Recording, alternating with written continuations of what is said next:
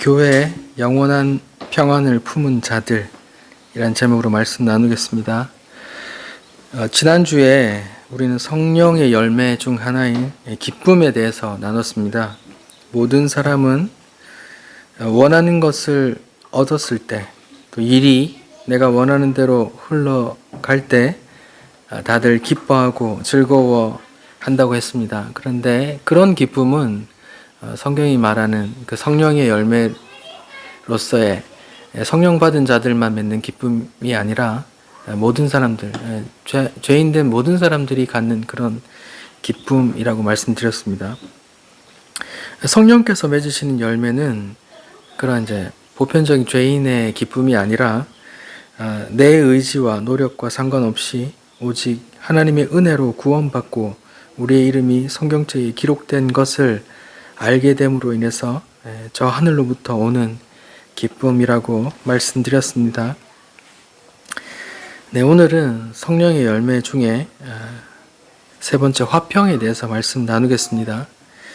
갈라디아서 5장 22절에 성령의 열매 중에 이제 세 번째 사랑이라, 그 다음에 화평 이렇게 나와 있는데요. 화평이라고 번역된 헬라어 단어는 에이레네입니다. 에이레네. 네, 이제 신약 성경에서는 평안, 또 평강, 또 평화, 또 화평 이렇게 다양하게 번역됐어요. 제일 많이 번역된 단어는 이제 평안으로 번역됐어요. 그래서 저는 이제 성령의 열매로서 갈라디아서 5장 22절에는 화평이라고 나와 있지만 같은 에이레네라는 단어가 제일 많이 번역되기로는 평안이에요. 그래서 평안이라는 내용으로 전하겠습니다. 사람들은 언제 평안을 느낍니까? 큰 어려움 없이 일상적인 생활을 해갈 때 평안하다 말하는 것 같습니다. 만약에 이걸 평안이라고 정의한다면 여러분은 평안하십니까? 코로나가 끝나가고 러시아와 우크라이나가 전쟁을 하고 미국 연방준비은행에서 금리를 큰 폭으로 올려서 주식시장이 하락하고 있고 앞으로 부동산이 크게 하락한다는 이야기도 나오고 당장 생활하는 차량 유지비, 기름값이 엄청 올라 있는데 그런 상황에서 여러분은 평안하십니까? 여러분의 건강은 이상이 없습니까? 부모님이나 자녀들은 다들 건강하십니까? 갑자기 연락을 받았는데 어느 성도님 자녀가 크게 아프다고 기도해 달라고 그런 이야기를 들었습니다. 갑자기 부고 소식을 두 군데나 전해 듣게 되었습니다. 제가 이전에 교회에 알고 지내던 장로님, 집사님인데 돌아가셨다는 이야기를 들었어요. 이런저런 소식들 가운데 여러분은 평안하십니까? 오늘 말씀드릴 평안은 이런 소식들에 전혀 영향받지 않는 평안을 말합니다. 그러니까 성령이 맺으시는 평안이 어떤 것인지, 또 세상 사람들이 말하는 그 편안하다, 평안하다 하고 말하는 것과 어떻게 다른지 또 한번 잘 들어보시기 바랍니다. 세상에서 주는 평안이 뭡니까? 간단하게 말하면 아무 일 없이 잘 지내는 것이고, 좀 더 구체적으로 말하면 머리 대고 누울 집이 있고 먹을 음식이 있고 일도 그럭저럭 유지되고 나와 가족에게 큰 병이 없는 그런 상태일 때 공통적으로 평안을 느끼는 것 같습니다. 그런데 요즘은 지금 당장은 아무 일이 없어도 내일에 대한 걱정 때문에 평안하지 않은 분들이 많은 것 같습니다. 성경에도 그런 평안이 나오는 구절이 있습니다. 같이 한번 볼까요? 누가복음 12장입니다. 누가복음 12장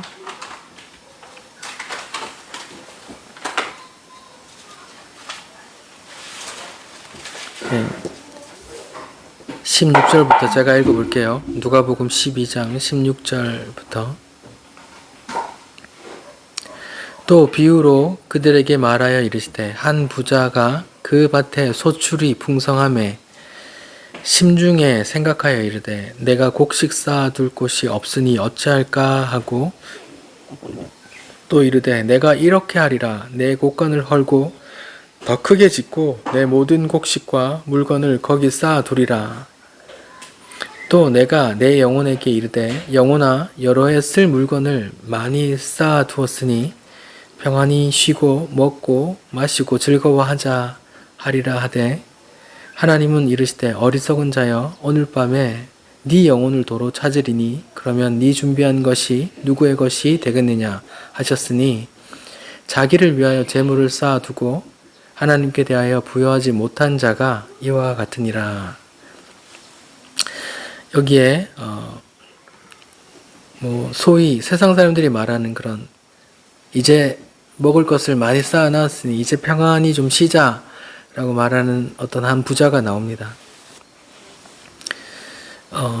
이분은 건강하고 하는 일도 잘 되고 어떻게 풍년이 들었는지 앞으로 수년 동안 먹을 양식도 미래에 대한 걱정도 이제 없는 상황인 거죠.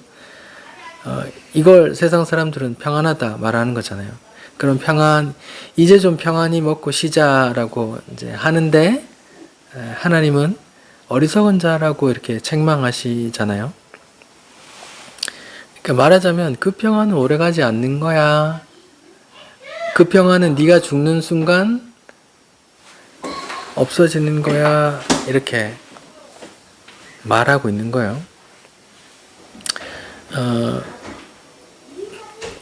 물론 이제 여기서 말하는 평안히 쉬고에서 그 평안은 그 헬라어 단어는 에이레네가 아닙니다. 그런데 아나파오라는 단어인데 이거는 똑같이 이제 안식하다, 쉬다, 평안히 쉬다 이런 의미가 있어요. 그래서 크게 원어에 문제는 없는 것 같아요. 그러니까 예수님은 지금 소위 세상 사람들이 말하는 그 평안한 상태를 꾸짖으시는 거예요. 어리석은 사람아 하면서. 신약 성경에서 예수님은 이런 류의 말씀을 일관적으로 말하세요. 그 뒤로 내려가면 12장 28절 누가복음 12장 28절부터는 또 이렇게 나옵니다. 오늘 있다가 내일 아궁이에 던져지는 들풀도 하나님이 이렇게 입히시거는 하물며 너희일까 보냐. 믿음이 작은 자들아 너희는 무엇을 먹을까 무엇을 마실까 하여 구하지 말며 근심하지도 말라. 이 모든 것은 세상 백성들이 구하는 것이라 너희 아버지께서는 이런 것이 너희에게 있어야 할 것을 아시느니라. 다만 너희는 그의 나라를 구하라. 그리하면 이런 것들을 너희에게 더하시리라. 적은 무리여 무서워하지 말라. 너희 아버지께서 그 나라를 너희에게 주시기를 기뻐하시느니라. 그러니까 예수님은 이런 류의 말씀을 계속 반복해서 하세요. 너 지금 세상에서 말하는 그 평안을 갈구하고 있지. 몸 건강하고 돈 많이 벌고 자녀 잘 되고 이런 거에 대해서 걱정하고 있지. 이런 거에만 매이고 있지. 이런 건 이제 다른 본문에서는 이방인들이라고 말하고 이 누가복음에는 세상 사람들이 구하는 거야 이렇게 말하는 거예요. 하나님 너에게 필요한 걸 다 아셔. 먼저 그 나라와 그 일을 구하렴. 이렇게 말합니다. 이 말씀 우리가 정말 잘 아는 말씀이죠. 근데 우리의 현실 속에서 가장 간과되는, 가장 무시받는 그런 말씀인 것 같아요. 다른 본문에서는 더 심하게 말씀하는 경우가 있습니다. 누가복음 17장이요. 제가 읽겠습니다. 누가복음 17장 26절부터입니다. 먹고 마시고 이런 걸 보세요. 누가복음 17장 26절 노아의 때와 때에 된 것과 같이 인자의 때도 그러하리라. 그러니까 인자의 때, 주님 재림하시는 그 종말의 때, 심판의 때를 말하는 거예요. 노아의 때와 같은데 27절 노아가 방주에 들어가는 날까지 사람들이 뭘 했다 그래요? 먹고 마시고 장가들고 시집가더니 홍수가 나서 그들을 다 멸망시켰으며 이렇게 말하고 또 롯의 때와 같으리니 사람들이 먹고 마시고 사고 팔고 집을 지었다. 계속 반복되죠. 먹고 마시고 사고 팔고 심고 집을 짓고 시집가고 장가가고 하는 그런 이 땅에서의 그 평안한 삶을 말하는 거예요. 이런 것에 매진한 사람들이 롯이 소돔에서 나가는 날에 하늘로부터 불과 유황이 비오듯 하여 그들을 멸망시켰다 이렇게 나와요. 여기 보면 27절에 이제 사람들이 먹고 마시고 장가들고 시집가는 것 사람들의 평범한 일상이죠. 28절에는 또 먹고 마시고 사고 팔고 심고 집을 짓는 것 지극히 평안한 일이잖아요. 지극히 일상적인 일이고 근데 이런 걸 하다가 뭐요? 깨닫지 못하고 다 멸망당했다 이런 말이거든요. 이거 너무한 거 아니냐. 다 먹고 살고 먹고 마시고 다 하는 거 아니냐. 다 하죠. 근데 주의 날, 심판의 날을 모를 만큼 거기에 매진하다가 먹고 마시고 내 자식 장가가고 시집가고 내가 뭐 팔고 사고 내 집 짓고 하는데 매진해서 있다가 주의 심판이 오는데도 전혀 깨닫지 못하고 열심히 그렇게 하다가 멸망당하더라 이렇게 말하는 거거든요. 여기서 멸망이란 영원한 멸망, 그 지옥을 말하는 거예요. 다른 비유 보시죠. 그 2장 넘겨서 14장에 보시면 누가복음 14장 이르시되 16절입니다. 누가복음 14장 16절 이르시되 어떤 사람이 큰 잔치를 베풀고 많은 사람을 청하였더니 잔치할 시각에 그 청하였던 자들에게 종을 보내어 이르되 오소서 모든 것이 준비되었나이다 하매 다 일치하게 사양하여 한 사람은 이르되 나는 밭을 샀음에 아무래도 나가보아야 하겠다 하겠으니 청컨대 나를 양해하도록 하라 하고 또 한 사람은 이르되 나는 소 5겨리를 샀음에 시험하러 가니 청컨대 나를 양해하라 하고 또 한 사람은 이르되 나는 장가 들었으니 그러므로 가지 못하겠노라 하는지라 이렇게 말해요. 보세요. 여기도 어떤 잔치를 베푼 사람이 있고 초대를 하는데 나는 밭을 샀다고 하고 소를 샀다고 하고 장가 들었다고 이게 지극히 이 세상살이잖아요. 이 땅의 평안을 쫓기 위해서 뭐예요? 잔치를 베푼 어떤 잔치? 하나님께서 베푸신 그 어린 양의 혼인잔치 요한계시록 19장에 나오는 그 혼인잔치에 초대도 사양하고 뭐래요? 이 땅의 평안을 쫓아 살더라 이런 말이에요. 23절이요. 주인이 종에게 이르되 길과 산 울타리로 가서 사람을 강권하여 데려다 내 집을 채우라. 내가 너에게 말하노니 전에 내가 청했던 그 사람들은 하나도 내 잔치에 맛보지 못하리라 하였다 하시니라 이렇게 봐요. 지금 여기 혼인잔치 비유를 예수님께서 직접 말씀하시는데 이 혼인잔치는 계시록 19장에 나오는 그 천국에서 열리는 하나님께서 어린 양, 그 예수님이죠. 예수님이 그 신부를 맞이하는 그 천국 잔치를 말하는 거예요. 그 잔치에 초대했는데 이제 초대 안 하는 거절하는 사람들이 있는데 거절하는 이유가 뭐예요? 나는 밭을 샀고 난 사업체가 있다는 거야. 열심히 일해야 된다는 거죠. 또 난 소를 샀어. 이제 막 뭔가 내가 샀고 또 장가 갔어. 이 땅의 평안을 쫓아 사는 일이에요. 그거 자체가 잘못됐다는 거 아닙니다. 근데 이 사람들은 뭐예요? 이 땅의 평안을 쫓아 살다가 하나님의 초대도 외면하고 이 땅에 살더라 이 말이에요. 그러니까 이 땅의 평안에 무게를 더 두고 바쁩니다 하고 하나님과 무관하게 사는 사람들은 천국에 어울리는 사람이 아니야 이렇게 말하는 거예요. 천국에 초대받은 사람은 그럴 수 없거든. 왜? 성령께서 어떤 열매를 맺어 가신단 말이야. 이렇게 말하는 거예요. 우리가 구원자로 믿는 예수님은 이 땅에서의 평안에 집착하는 삶을 이렇게 심판받을 삶, 멸망받을 삶, 천국에 들어오지 못하는 삶이라고 분명히 말씀하시는데, 오늘 예수를 믿는다는 사람들은 이 땅에서 평안을 하나님께 밤낮으로 구하고 있는 것 같아요. 왜 그럴까요? 오늘날 교회가, 한국 교회가 왜 이렇게 됐습니까? 성경에서 예수님의 그런 말씀들, 비유들을 조금만 진지하게 집중해서 보면 이런 것을 예수님께서 책망하고 있구나라고 알 수 있는데 왜 이런 걸까요?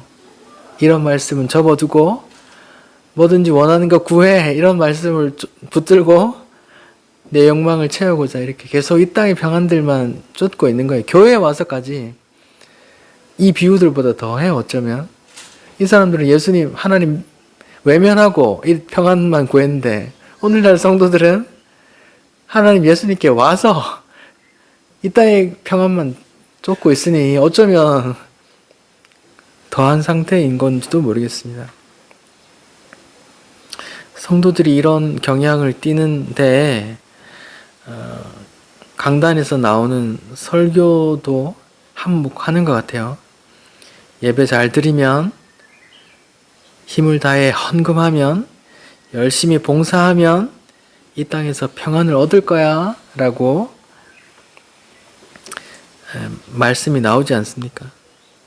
그런 말씀들로 예수님께서 이렇게 말씀하시는데 예수님의 말씀을 전한다는 목사님들이 왜 이렇게 예수님과 다른 말씀들을 하는지는 모르겠습니다.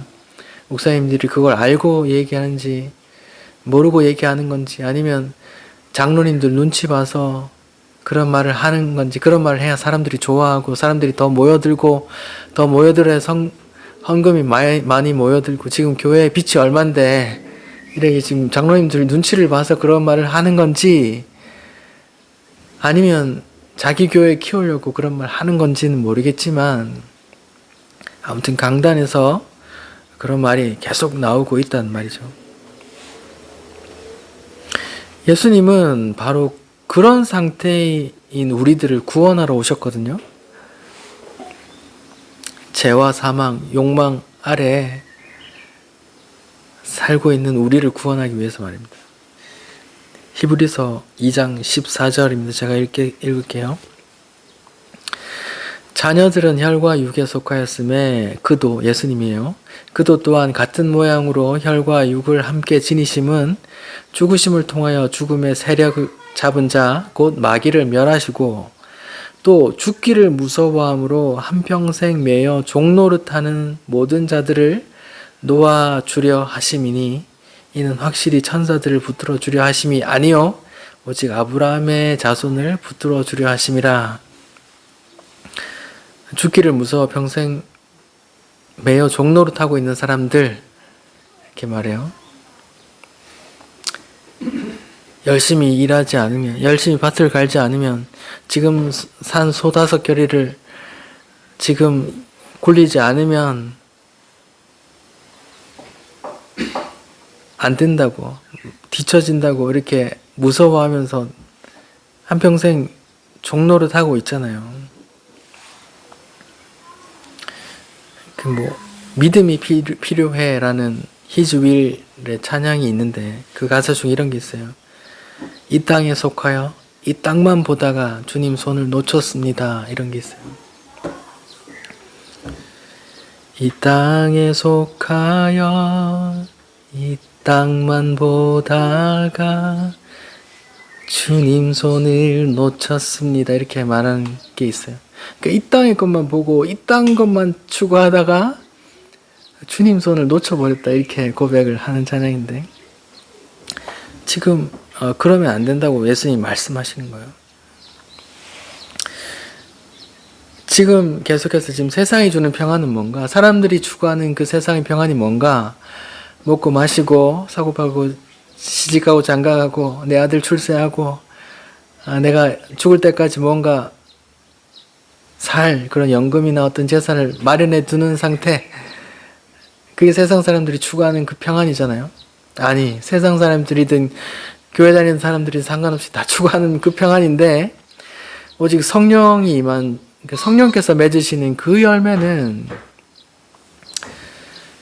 그 평안은 그 모든 사람들이 생각하는 그 평안이 아니란 말입니다.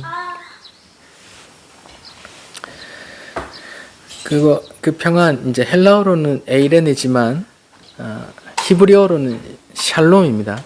샬롬, 뭐 사람들이 인사할 때 하죠. 평안하십니까? 평안하세요. 그 샬롬입니다. 근데 제가 구약을 좀 보면서 샬롬이 어떤 때 쓰였나고 좀 보니까, 샬롬이란 단어는 주의 날, 그러니까 심판날, 구원날에 관련해서 쓰인다는 걸 알게 됐어요. 제가 읽어볼게요. 이사야 47장입니다. 1절, 바벨론에 대한 심판을 말하는 겁니다. 이사야서 47장 1절, 처녀딸 바벨론이여 내려와서 티끌에 앉으라. 딸 갈대하여 보좌가 없어졌으니 땅에 앉으라. 네가 다시는 곱고 알이 답다 일컬음을 받지 못할 것임이라. 맷돌을 가지고 가루를 갈고 너울을 벗으며 치마를 걷어 다리를 드러내고 강을 건너라. 네 속살이 드러나고 네 부끄러운 것이 보일 것이라. 내가 보복하되 사람을 아끼지 아니하리라. 우리의 구원자는 그의 이름이 만군의 여호와 이스라엘의 거룩한 이시라. 딸 갈대하여 잠잠히 앉으라. 흑암으로 들어가라. 네가 다시는 여러 왕국의 여주인이라 일컬음 받지 못할 거야. 전에 내가 내 백성에게 진노하여 내 기업을 욕되게 하여 그들을 네 손에 넘겨주었거늘 네가 그들을 긍휼히 여기지 아니하고 늙은 이들에게 네 멍에를 심히 무겁게 메우며 말하기를 내가 영영이 여주인이 되리라 하고 이 일을 네 마음에 두지도 아니하며 그들의 종말도 생각하지 아니하였도다.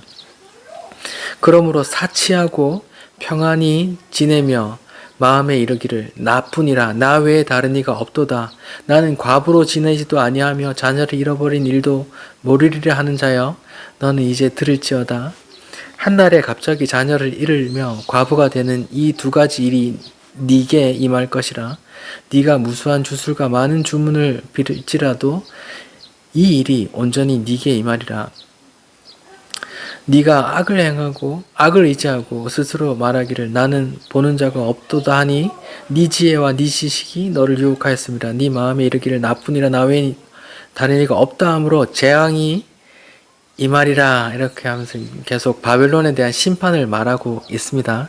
근데 여기서 바벨론이 하는 말이 나오는데 이사야서 47장 8절에 사치하고 평안히 지내며 마음에 이르기를 나뿐이라 나 외에 다른 이가 없다 이렇게 말하는데 여기에 평안히 지내다가 샬롬이라는 단어를 썼어요.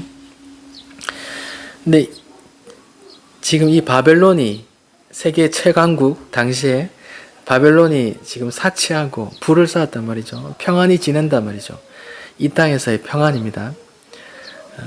모든 사람들이 구하는 그 평안입니다. 권력을 쥐고 부를 쌓고 건강하고 오래 살고. 근데 그 평안이 주의 심판에 의해서 깨지더라 이런 말이에요. 재앙이 임하더라. 평안이 나오고 재앙이 나오나요? 아까 신약에서도 말했죠. 신약 누가복음 12장에 어떻게 말했습니까? 한 부자가 나왔는데 소출을 많이 쌓았고 창고를 만들어서 이제 평안이 시작했잖아요. 근데 그 평안이 언제 깨집니까? 주님이 하나님께서 그 영혼을 부르실 때 그 평안은 깨져요. 그러니까 세상에서 말하는 세상 사람들이 다 추구하는 그 평안, 재물을 쌓고 뭐 많은 것을 가지는 그런 평안은 언제 깨어져요? 주에 의해서 깨진단 말이에요. 주의 심판에 의해서. 근데 다른 평안을 예수님께서 예레미야서에서 말씀하세요. 보세요. 예레미야서 29장입니다. 예레미야서 29장 10절 11절 여호와께서 이와 같이 말씀하시느니라 바벨론에서 70년이 차면 내가 너희를 돌보고 나의 선한 말을 너에게 성취하여 너희를 이곳으로 돌아오게 하리라. 여호와의 말씀이니라. 너희를 향한 나의 생각을 내가 아나니 평안이요, 여기 샬롬입니다. 재앙이 아니니라. 너희에게 미래와 희망을 주는 것이니라. 이렇게 말해요. 여기도 평안이 나오고 재앙이 나오죠. 근데 여기서 평안은 진짜 평안이에요. 재앙을 만나지 않는 영원히 지속되는 평안을 말해요.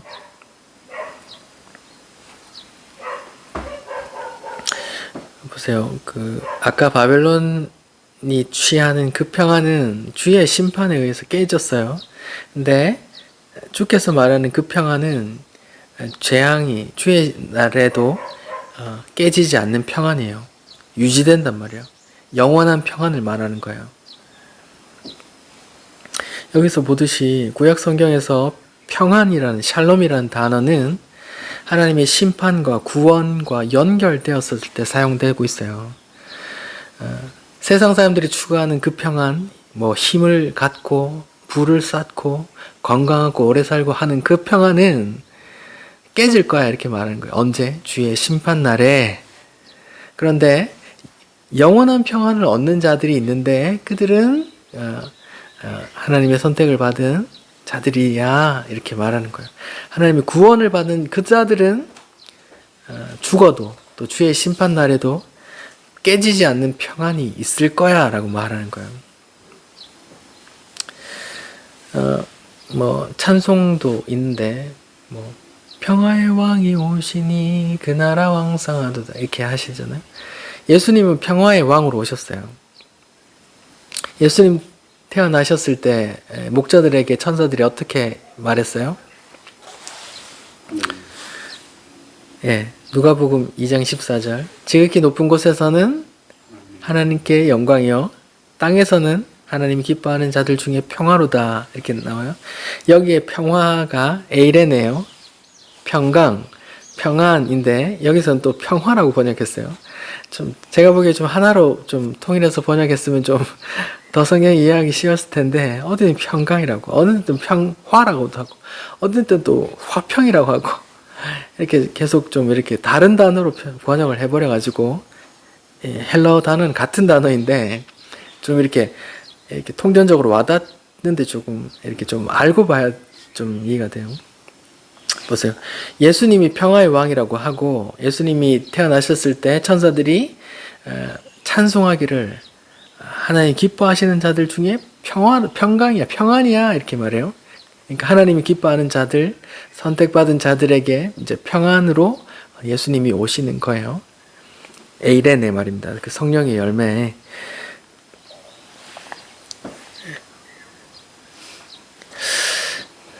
누가복음 19장 한번 볼까요? 누가복음 19장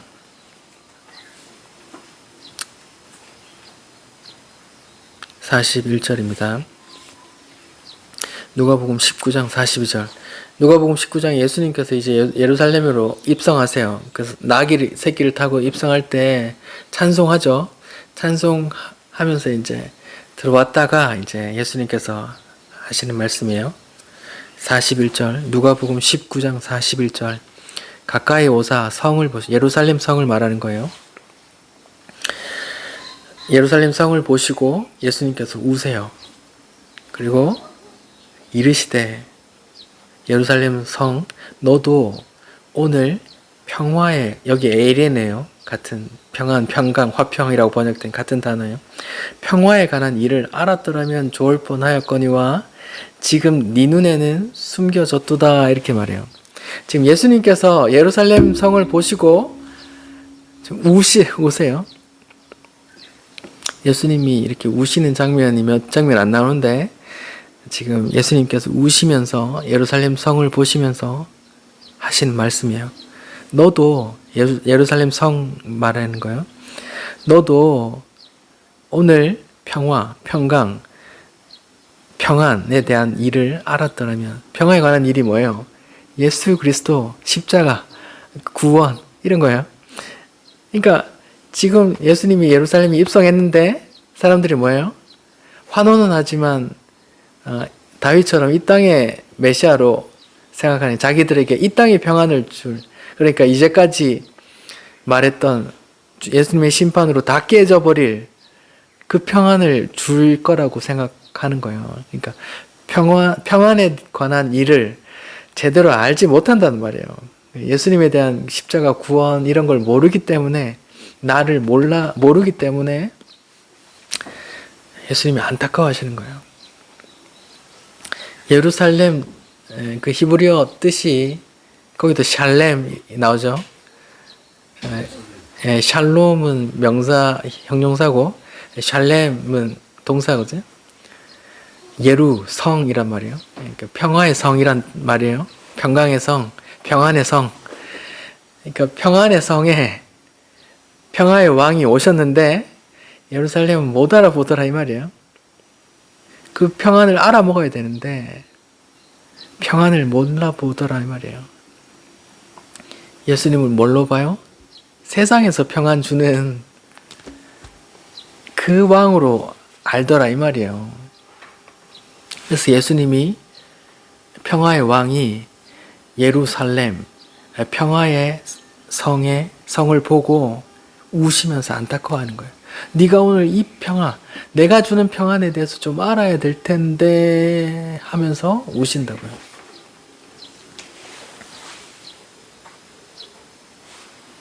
그러니까 예수님이 주시려고 하는 그 평안과 예루살렘에 이름한 그 평화의 성, 평강의 성, 평안의 성이 다른 의미가 있단 말이에요. 예수 그리스도로 이루어진 그 평안, 어떤 평안이 있단 말입니다.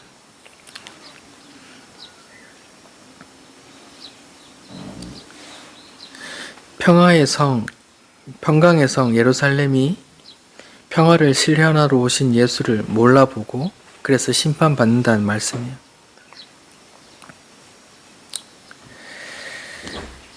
예수님이 십자가상에서 다 이루었다 이런 말씀을 하셨잖아요. 요한복음 19장 30절인데 뭘 다 이뤘단 말이에요? 오늘 본문으로 따지면 그 평화를 이루는 일, 예루살렘, 샬롬, 평강의 성을 다 완성시켰다 이 말이거든요. 근데 또 샬롬이라는 뜻 안에 평강, 평화 이런 뜻 안에 또 무슨 뜻이냐면 성취하다, 마치다 이런 뜻이 또 있어요. 구약에 솔로몬이 성전을 건축하는 것을 마쳤다 이 뜻, 샬롬이라는 단어를 써요. 그러니까 예수님이 평강의 왕이 오셨고 어디에? 예루살렘 성, 예루살렘, 샬롬의 성, 평강의 성에 오셔서 평강의 성을 완성하시는 거예요. 십자가에서. 그래서 다 이루었다 말씀하시는 거예요.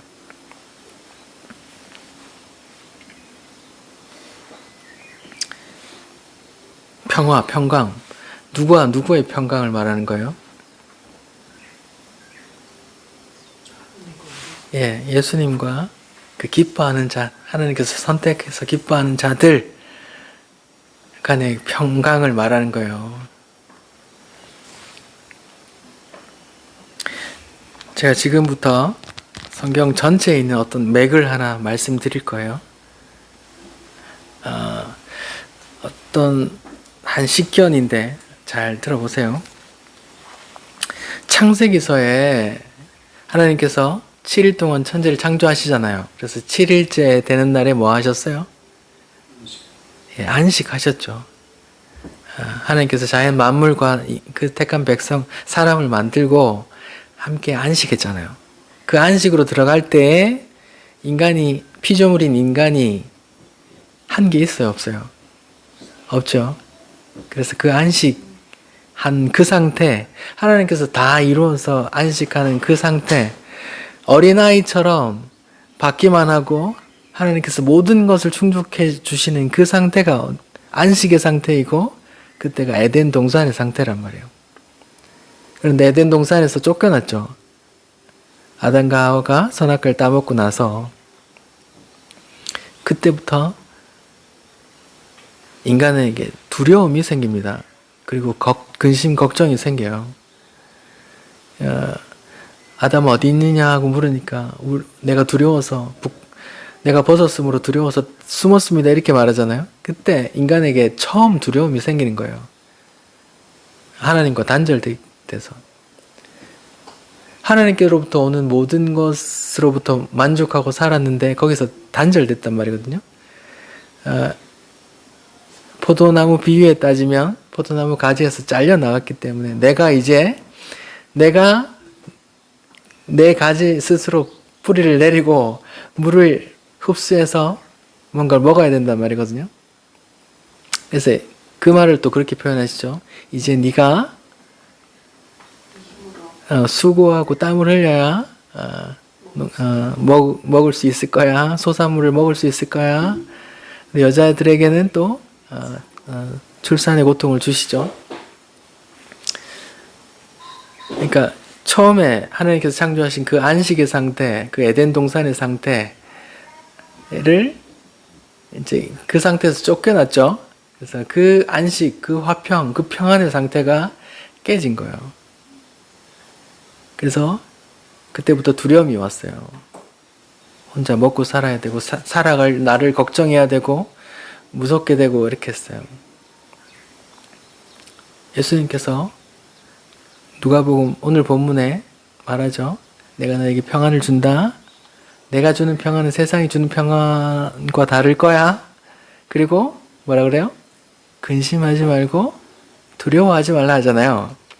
지금 여기 그때 창세기서의 그 에덴 동산에 쫓겨난 그 사건을 지금 회복시키는 그런 말씀을 하시는 거예요. 두려워하지 마. 이렇게 말해요. 보세요. 그 안식으로 다시 복귀하는 요한계시록의 그 복귀하는 이야기가 성경의 큰 맥이에요.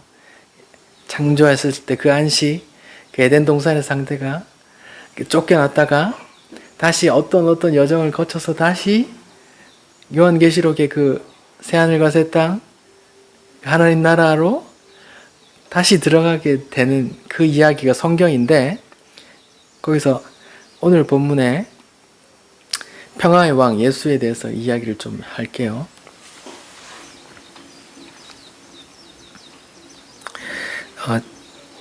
창세기 28장에 야곱이 형 에서를 피해 도망가는 길에 브엘세바에서 하란으로 가는 도중에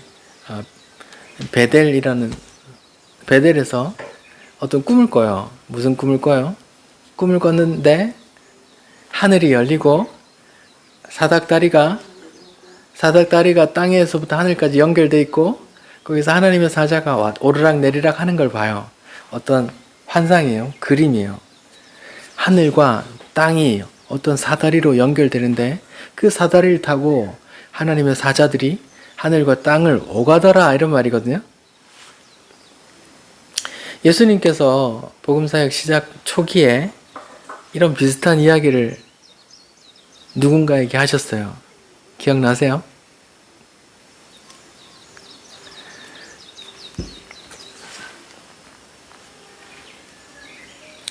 요한복음 1장에 나다나엘이라는 사람 기억하십니까? 제가 읽어볼게요.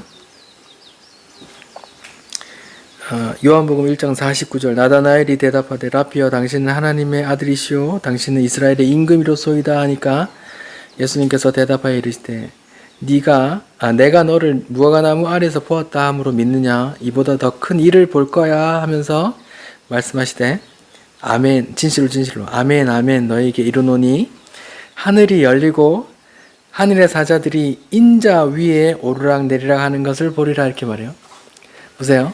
같은 어떤 나드나엘에게 어떤 걸 말씀해 주시는데,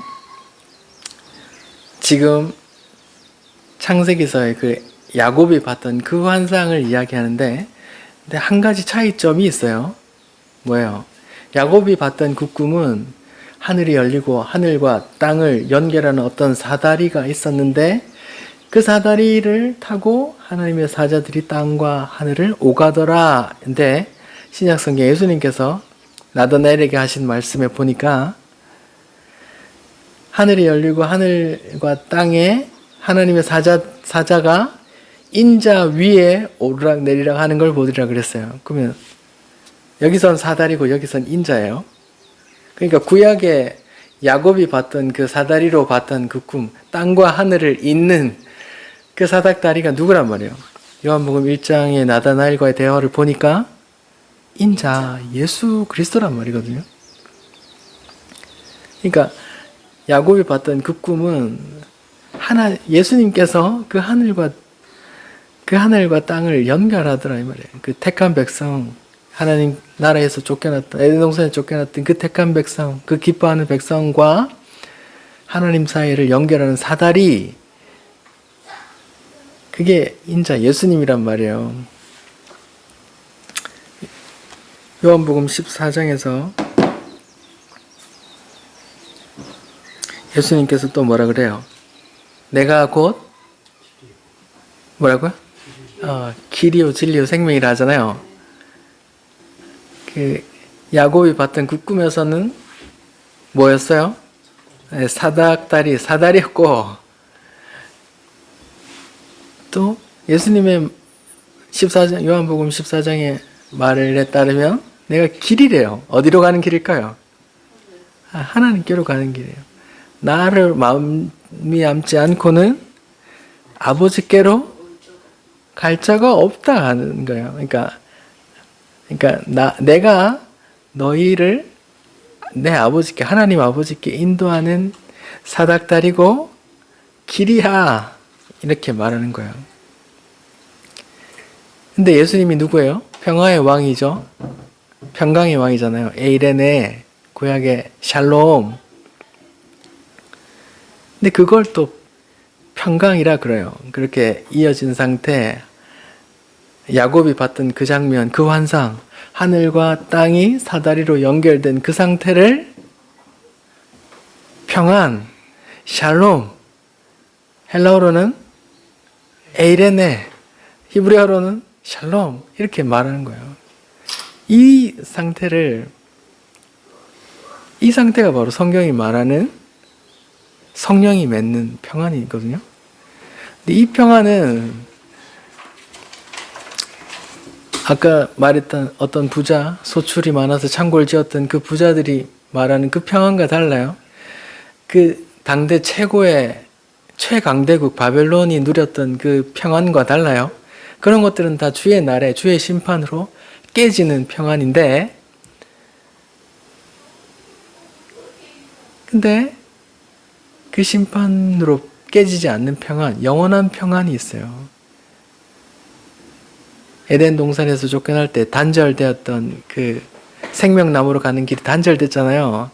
근데 그 단절된 길이 또 예수님 통해서 열리고, 그 생명나무를 먹고 영생하니까 또 영원히 살게 되는 것이고, 또 하나님과 평안한 상태, 그 창세기의 그 7일째 안식하는 상태, 그 상태로 또 들어가는 걸 안식 혹은 또 평안, 샤베스, 샬롬, 또 에이레네, 이렇게 말하는 거라고요. 그들을 또 예루살렘이라고 하고 평강의 성이라고 하고, 새 예루살렘이 또 요한계시록에 나오거든요. 그 평강을 얻은 자들.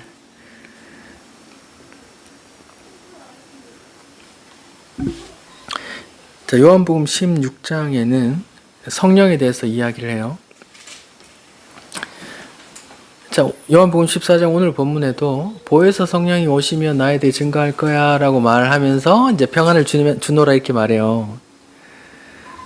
요한복음 16장에도 성령의 이야기를 하다가 또 평강을 주노라 이렇게 말해요. 또 에이레네 같은 거거든요. 또 요한복음 21장에 보면 또 성령을 받으라 하면서 후 불고 또 그렇게 하거든요. 그러니까 주께서 말하는 주께서 주시는 그 평안은 반드시 성령님과 연결되어 있는 거예요. 그걸 또 갈라디아 5장 22절에 성령의 열매라고도 하고, 세상 사람들은 성령을 모르잖아요. 알 수도 없고. 그러니까 성령 받은 자들만 맺는 그 평안이 있는데, 그 평안은 창세기부터 요한계시록까지 그 모든 성도의 여정이다. 그래서 성령께서 맺으시는 열매다.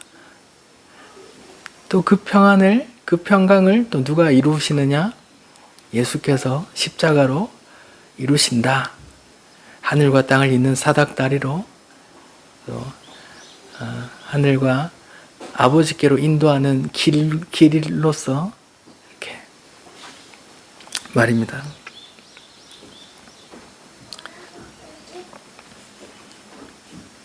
요한복음 16장 10절이요. 의에 대해서라면 성령님께서 죄에 대해서, 의에 대해서, 심판에 대해서 말씀하신다고 하시는데, 성령이 오셔서 죄에 대해서, 의에 대해서, 심판에 대해서 책망할 거라고 말하는데, 16장 10절에는 의에 대해서라고 하면 내가 아버지께로 가니 너희가 다시 나를 보지 못하며 이렇게 말했는데, 이걸 어떻게 해석할 것이냐, 이렇게 해석했을 때 제가 지난번에 말했듯이 하나님과 화목됐다 이렇게 말씀드렸잖아요. 그러니까 보세요. 아버지께로부터 왔던 사람이 자기 백성의 죄 누명을 쓰고 저주받아 죽으셨다가 다시 아버지께로 간다는 건 뭐예요? 관계가 회복됐다는 걸 말하는 거예요. 그걸 화평, 평안 이렇게 하는 거예요. 그걸 의라고 해요. 제가 의를 설명할 때 관계적인 개념이라 했잖아요. 하나님께서 요구하는 것을 다 이루어낸 상태를 의라고 하는데, 뭐예요? 의에 대해서라면 주께서 하늘로 올라가신다고 하면 아버지께서 요구하신 것을 다 이루시고 올라간단 말이에요. 그걸 또 의라고 하고, 그걸 또 우리 입장에서 이해하면 주께서 그 의를 이루어 주셨단 말이에요. 우리에게.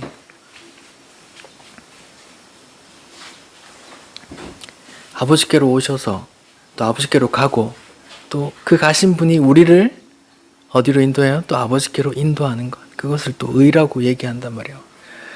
또 우리가 원수되었던, 에덴 동산에서 쫓겨났던 우리가 다시 하나님 아버지께 돌아갈 수 있는 그 상태, 그것을 또 평안이라고 하고, 평강, 에이레네, 샬롬이라고 한단 말이에요.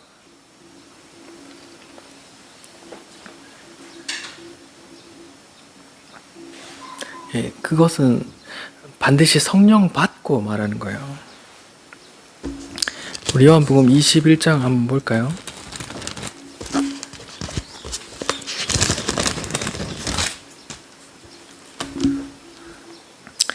요한복음 20장이네요.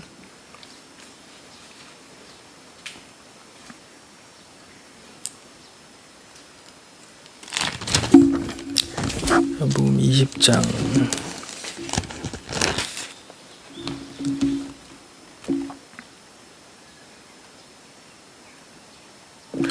19절부터 제가 읽을게요. 이날 곧 안식 후 첫날 저녁 때에 제자들이 유대인들을 두려워하여 모인 곳에 문을 닫았더니 예수께서 오사 가운데 서서 이르시되 너에게 평강이 있을지어다. 보세요.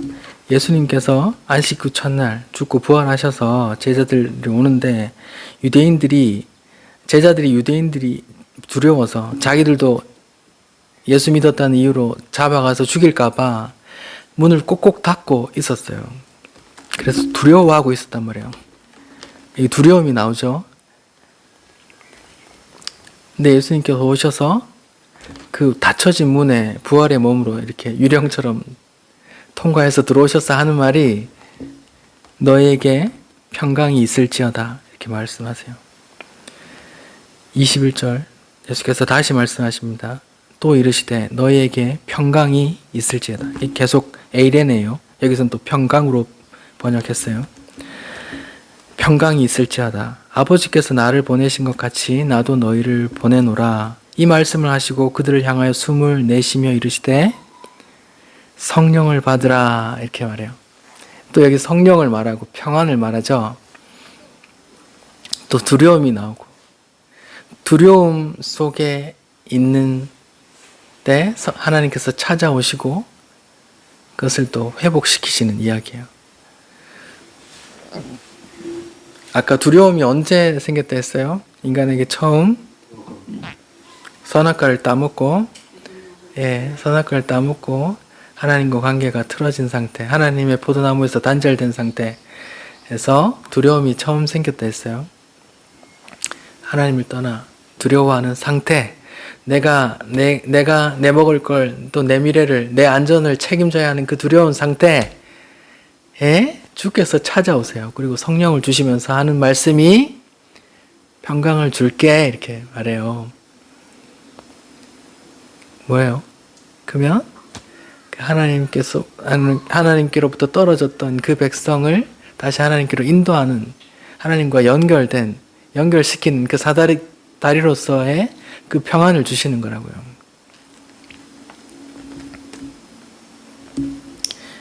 두려움, 평강, 성령 계속 얘기하잖아요.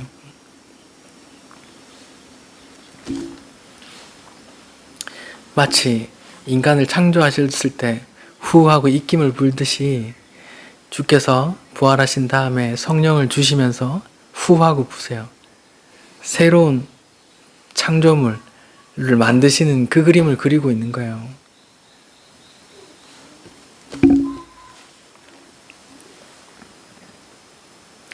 그렇게 성령 받은 인간들이 더 이상 두려워하지 않고 주를 증거하고 화평을 전하는 그런 이야기가 사도행전에 나옵니다.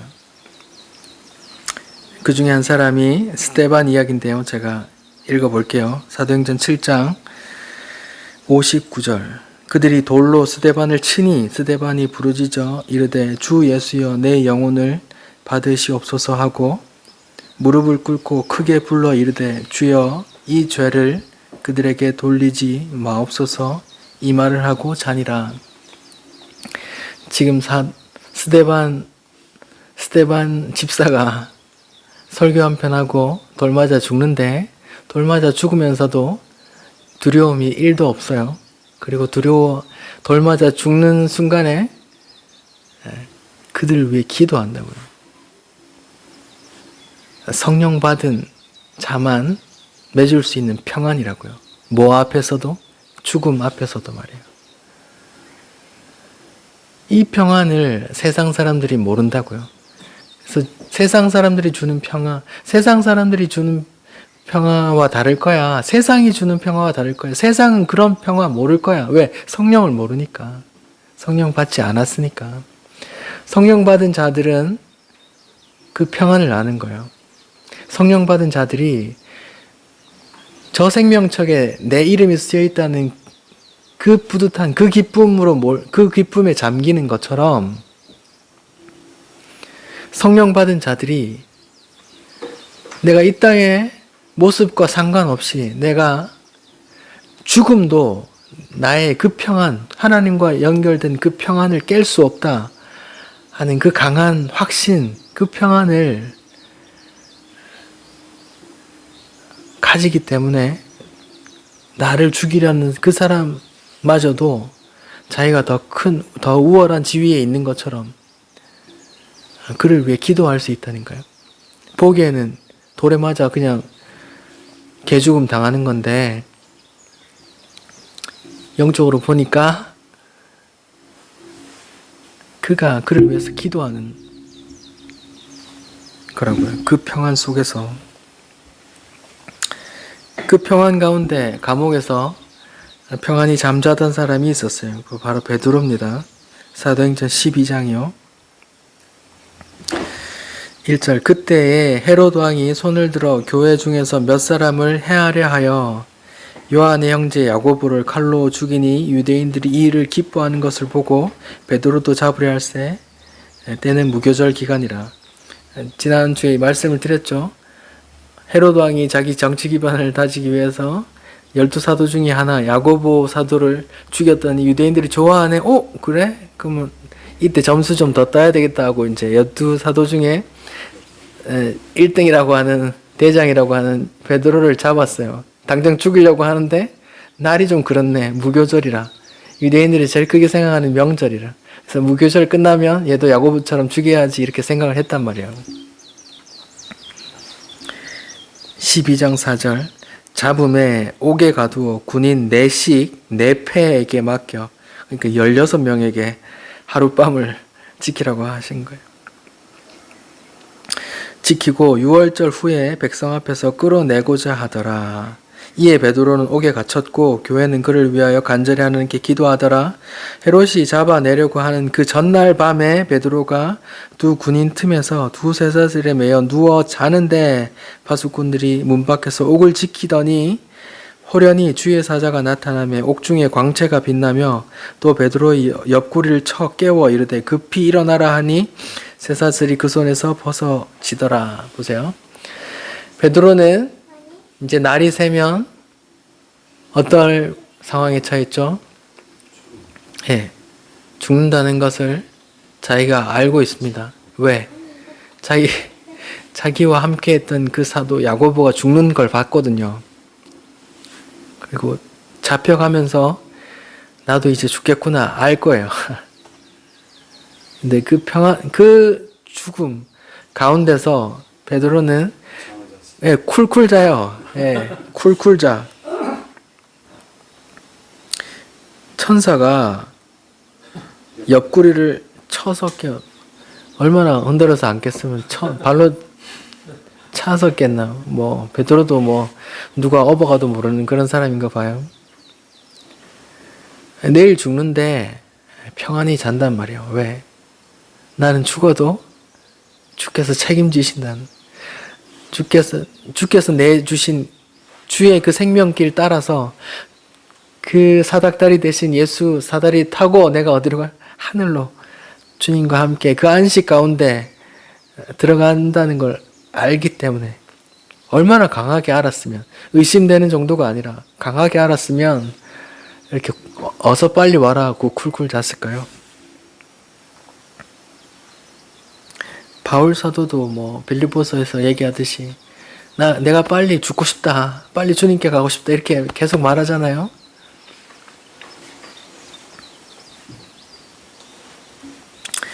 고린도후서 6장 4절입니다. 바울 사도 이야기예요.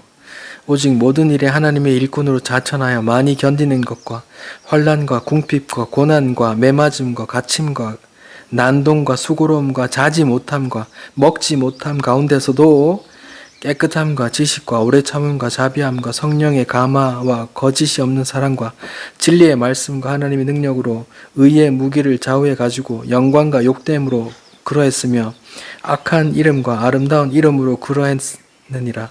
우리는 속이는 자 같으나 참되고 무명한 자 같으나 유명한 자요 죽는 자 같으나 보라 우리가 살아있고 징계받는 자 같으나 죽임을 당하지 아니하고 근심하는 자 같으나 항상 기뻐하고 가난한 자 같으나 많은 사람을 부유하게 하고 아무것도 없는 자 같으나 모든 것을 가진 자로다 이렇게 말해요. 보세요. 그 성령이 맺는 그 평안을 가진 바울이 보기에는 어떻게 보인다 했어요? 무명한 자 같고 마치 죽은 자 같고 징계받는 자 같고 근심하는 것 같고 가난한 자처럼 보이지만 실은 유명하고 부유하고 모든 것을 다 가진 사람이라고 말하잖아요. 그러니까 바울이 말하는 성경이 말하는 그 평안 그 모습은 이 땅의 모습 아닙니다. 세상 모든 사람들이 추구하는 그 평안 먹을 거 재놓고 먹고 마시는 게 부족함이 없는 상태 건강하고 내 자식 잘 되고 그런 상태가 아니란 말입니다.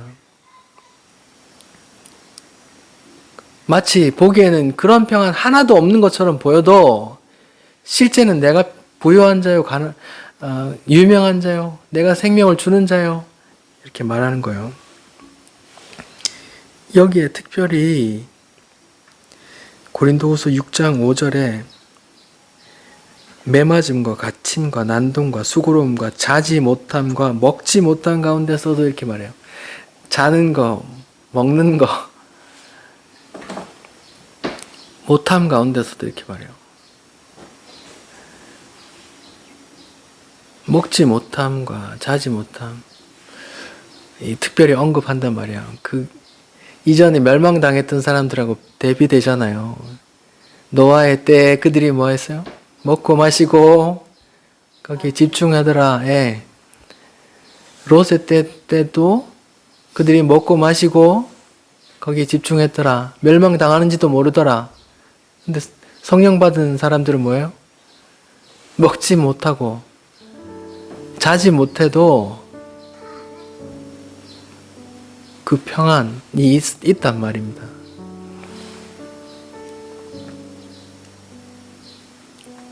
성경이 말하는 평안, 성령이 맺는 평안이 세상이 알지 못하는 평안이 그 평안이란 말입니다.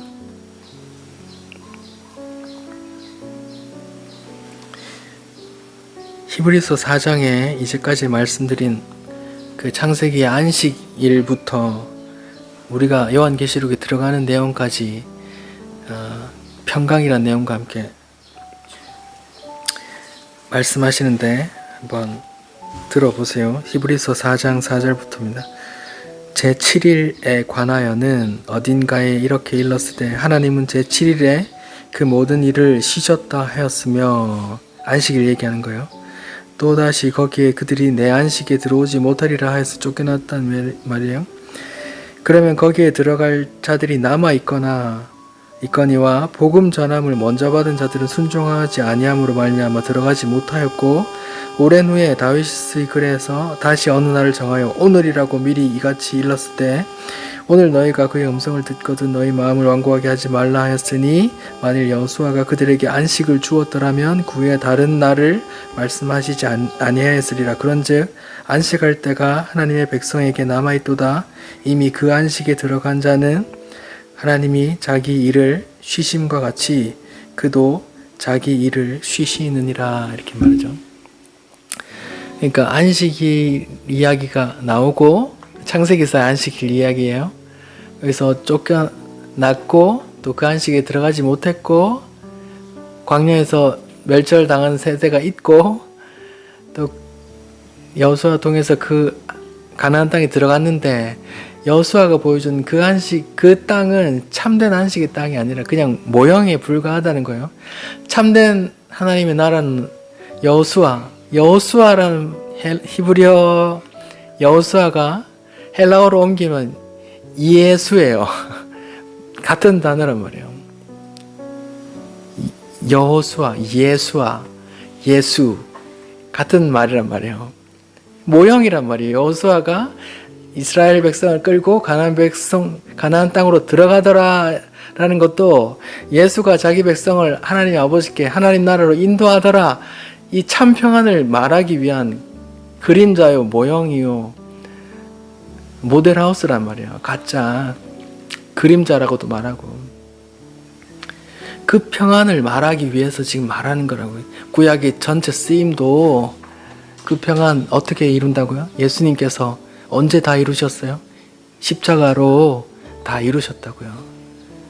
평강의 왕이 오셔서, 평강의 성에 오셔서 십자가로 그 평화를, 그 사닥다리 놓는 일을, 하늘과 땅에 그 사닥다리 놓는 일을 완성하셨단 말입니다.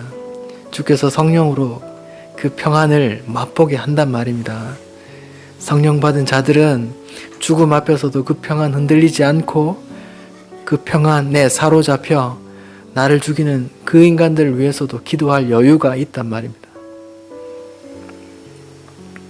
그들은 세상이 누리는 그 평안, 잘 먹고 잘 살고 앞으로 노후까지 책임지는 그 평안 추구하지 않았단 말입니다. 그 평안 1도 구하지 못했단 말입니다. 자지도 못했고 먹지도 못했다고 나와요. 바울이, 주께서 주시는 그 평안은 그런 거란 말입니다. 기도하겠습니다. 주님, 창세기부터 요한계시록까지 나와 있는 아버지의 뜻을 평안, 평강이란 단어를 통해서 또 우리에게 말씀해 주시니 감사합니다. 그 안식 가운데, 하나님과 화평한 가운데 있던 충만한 그 안식의 상태에서 쫓겨난 자들이 다시 여호수아를 통하여, 예수를 통하여 길과 진리 대신 예수를 통하여, 하늘에서 내려온 생명의 떡 대신 예수를 통하여 그 아버지께로 다시 그 안식의 상태로 들어가게 해주신다는 그 평안을 말씀해 주시니 감사합니다. 사도들이 성령 받고 죽음도 두려워하지 않고 이 땅의 평안을 기꺼이 포기하면서도 그 하늘의 평안을 붙들고 그 평안을 전했던 그들을 따라 우리 안에도 그 성령의 열매, 그 평안을 맺어 주십시오. 세상이 알지 못하는 그 평안 우리에게도 맛보게 해 주옵소서. 예수님 이름으로 기도드립니다. 아멘.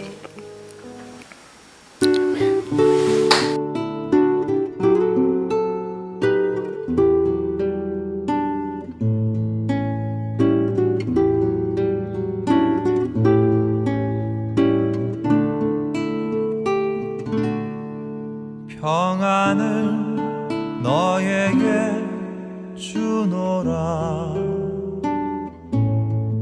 세상이 줄 수 없는, 세상이 알 수도 없는 평안,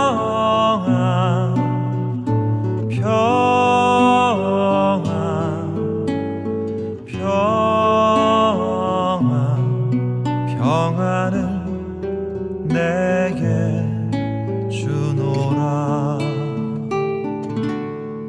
사랑을 너에게 주노라. 세상이 줄 수 없는, 세상이 알 수도 없는 사랑,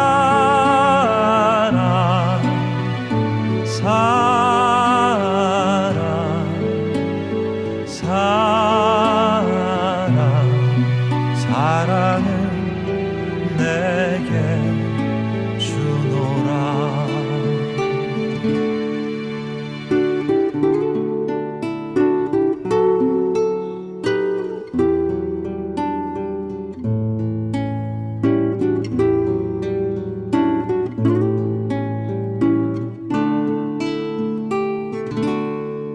기쁨을 너에게 주노라. 세상이 줄 수 없는, 세상이 알 수도